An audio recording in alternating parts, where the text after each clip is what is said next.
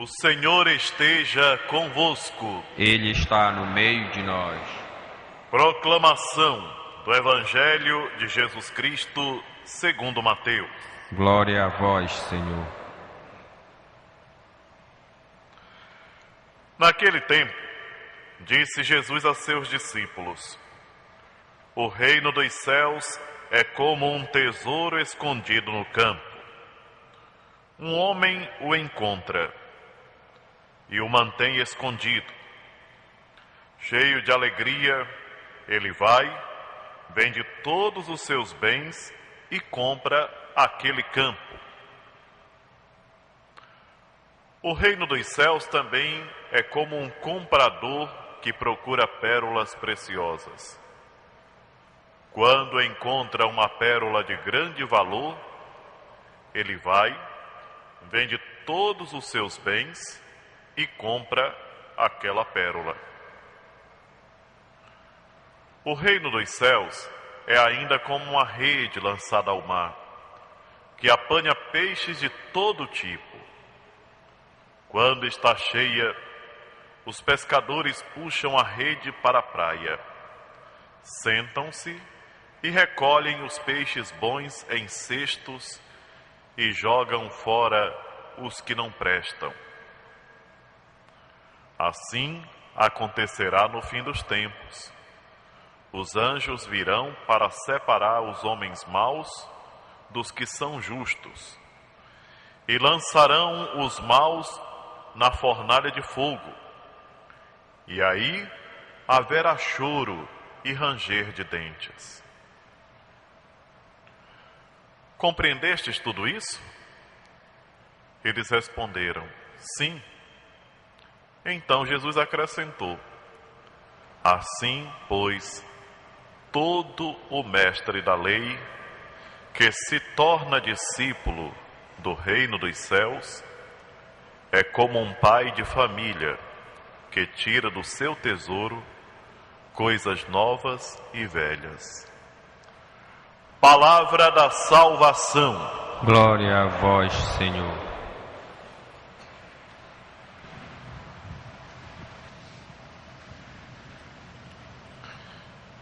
Queridos irmãos e irmãs presentes aqui na Basílica Santuário e aqueles que nos acompanham pela TV, pela rádio. Nesse domingo, a Palavra de Deus, mais uma vez, toca um argumento importantíssimo, a nossa salvação. Salvar-nos é o plano de Deus. Desde o primeiro momento, Ele quer salvar a humanidade. Mas para que isso aconteça, é necessário esforço da nossa parte. É necessário que aprendamos a renunciar para poder alcançar aquilo que nós mais necessitamos. E é justamente isso que o Evangelho de hoje nos fala. De uma maneira muito simples, em parábolas, mais uma vez, o Senhor Jesus nos diz que o reino dos céus é semelhante a um tesouro escondido no campo. Quem o descobre, em um primeiro momento, fica feliz, uma felicidade imensa. Por quê? Porque descobriu algo de valor inestimável. Não dá para calcular. É a felicidade eterna. Felicidade não tem preço. E se é eterna, ainda se torna ainda muito mais valiosa. E para aquele homem, não tem outra saída senão vender tudo o que tem para comprar aquele campo. Não é que ele vai continuar com o que tinha e mais aquilo. Ele vai ter que renunciar a tudo aquilo que ele tinha, porque o que ele encontrou é infinitamente superior àquilo que ele possuía. O reino dos céus é como a pérola de valor inestimável também, que um comprador de pérolas encontra. E ele percebe que para possuir aquela pérola perfeita de valor inestimável, ele tem que vender todas as outras. E essa atitude de vender todas as outras lhe custa. Não é algo simples. De uma hora para outra ele tem que se desfazer de tudo aquilo que ele julgava ser a melhor coisa que ele tinha. Só que ele encontrou algo de valor muito maior. É maravilhoso podermos meditar juntos essa palavra nesse 17º domingo do tempo comum, quando o Senhor nos chama a refletir sobre a importância da nossa salvação. E para alcançá-la nós temos que renunciar a tantas coisas. Nossos projetos, o nosso orgulho, aquilo que a gente julgava ser tudo na vida da gente. É uma mudança radical. Eu imagino, tento imaginar, é uma parábola, mas a gente procura pensar na cena, como foi para aquele homem recolher tudo aquilo que ele acumulou durante tempo, para poder vender aquilo tudo e comprar o tesouro que ele encontrou no campo. Como foi para aquele comprador de pérolas se desfazer de uma hora para outra de todas aquelas pérolas bonitas que ele procurou durante tanto tempo, porque ele tinha que comprar a melhor, a mais bonita, a perfeita que ele tinha encontrado. Esse sacrifício, meus irmãos e minhas irmãs, é o que nós experimentamos todos os dias para mudarmos as nossas atitudes. Não é fácil mudar, não é simples. Quantas vezes nós estamos acostumados demais a olhar todos os dias e a perceber que nós temos aquelas pérolas, que nós temos aquele patrimôniozinho que a gente juntou ali. E eu não estou falando questão material, não. Não vamos confundir. Eu estou falando dos valores que nós fomos, valores ou contravalores, sobretudo contravalores, porque nós vamos acumulando muita coisa ao longo da vida. Nós acumulamos muitas coisas, os nossos defeitos são defeitos e mesmo assim nós somos apegados a eles. Certas maneiras de agir não são as melhores, mas mesmo assim nós somos apegados a elas. Chega um momento em que nós temos que decidir, porque aquilo que nos espera é infinitamente maior. É essa a mensagem maravilhosa que nesse domingo o Senhor nos transmite.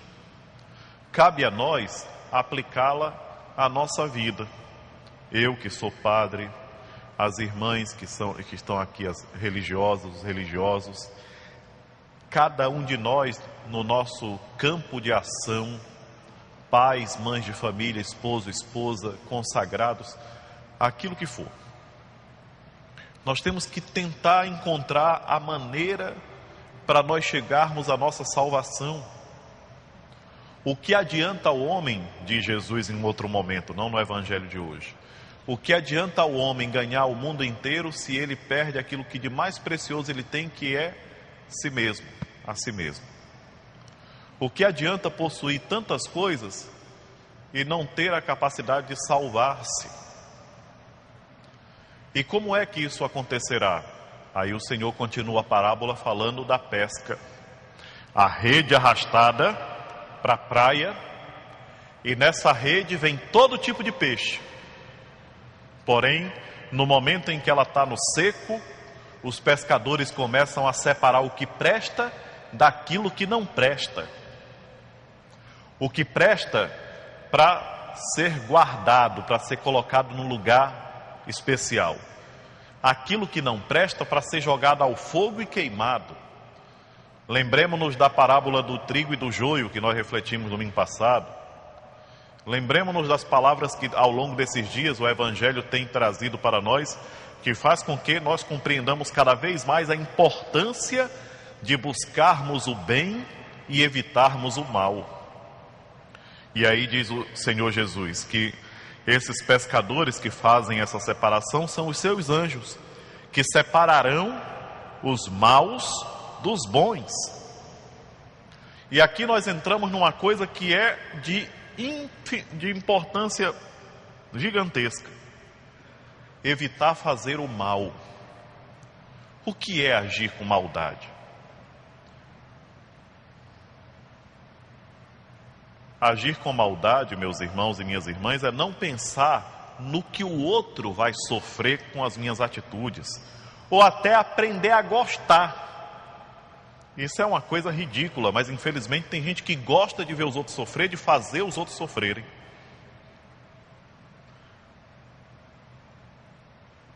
Nós temos que evitar o mal, porque o mal e Deus não se aproximam, porque Deus é bom.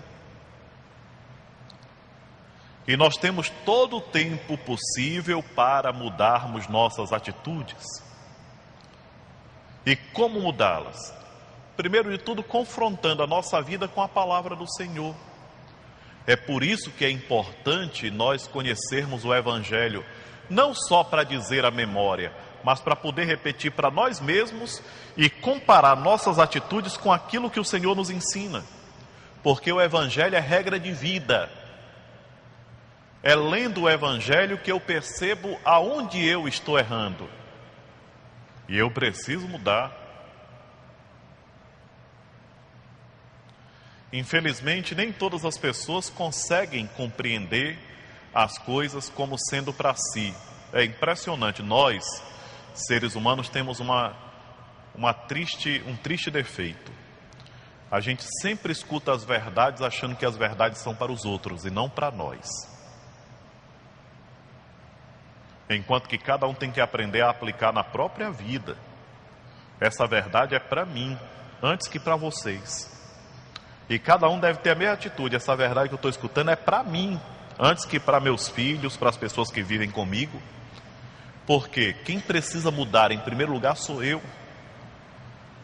A maldade é algo que vai contaminando o ser humano de uma maneira que ele não vive mais e não deixa os outros viverem.